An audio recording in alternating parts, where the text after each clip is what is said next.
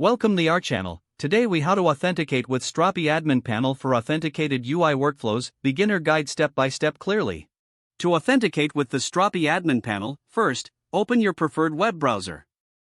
Navigate to your Strapi application URL where the server is hosted.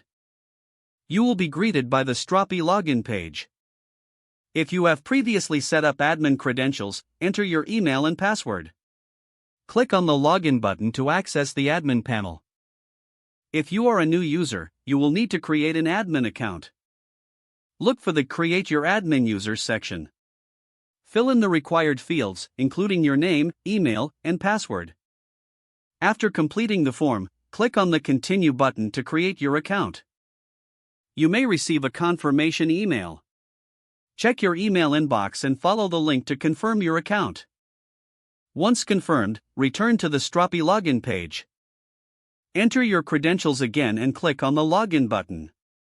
Now that you are logged into the admin panel, navigate to the Settings tab. In the Settings menu, locate the Roles and Permissions section.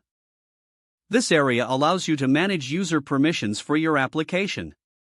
Create a new role by clicking on the Add New Role button. Define the role name and specify permissions according to your needs. Save the changes to apply the new role. Next, go to the Users tab in the Admin panel. Here, you can assign the newly created role to users. Click on Add New User to create a new user account. Fill in the user details, including the email and assigned role. Once done, click on the Save button.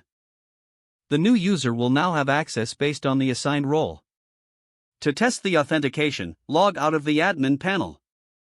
Next, attempt to log in with the new user credentials. If successful, you have completed the authentication setup. Don't forget to like this video and subscribe to our channel for more step-by-step tech guides.